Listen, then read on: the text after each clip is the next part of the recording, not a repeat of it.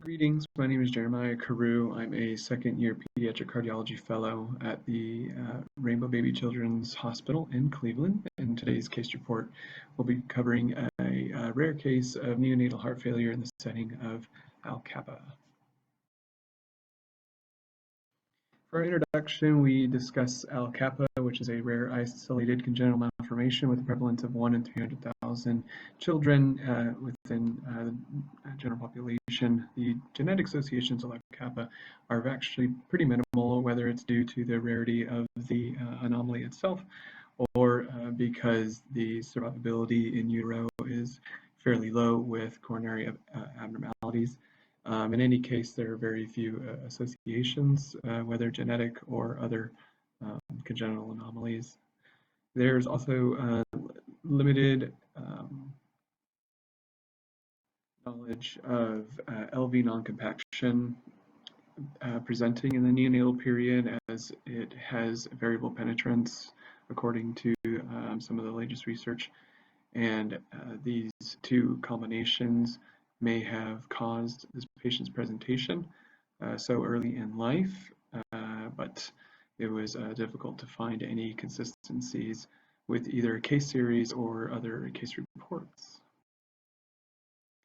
The patient we're discussing today is approximately 3 months old at this time, born at 35 weeks gestation to a pregnancy complicated by intrauterine growth restriction and some tobacco use early on, as well as in vitro fertilization.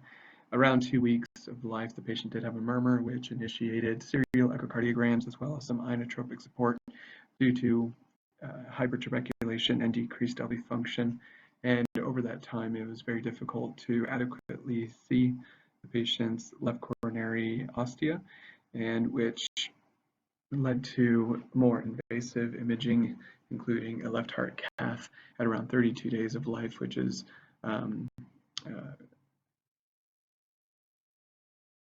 associated with higher risks of complications, including thrombosis.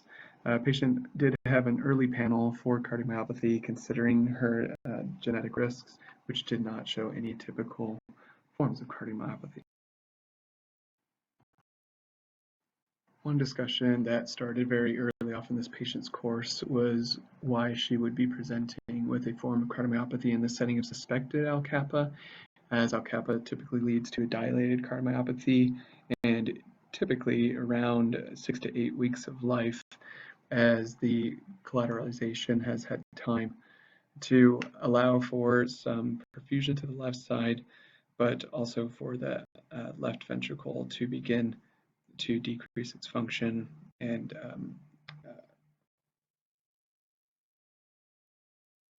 to show compensatory mechanisms, including tachycardia. The other discussion was the findings of hypertuberculation this early in life, which does not have a classic non-compaction cardiomyopathy quality to it. However, this patient seems to be outside of the normal distribution for both presentations, which makes us think that she might have been suffering from some element of both.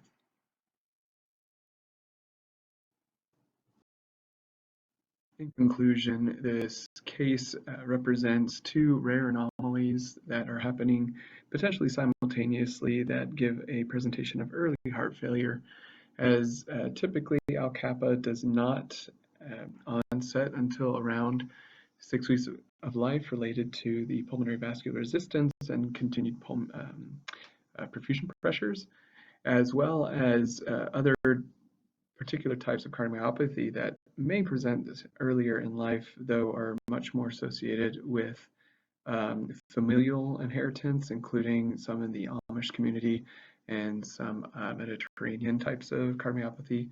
And left ventricular non-compaction is not a typical presentation within the neonatal period per the studies. And so this patient had earlier intervention than is typically recommended, and we want to continue this discussion with the community.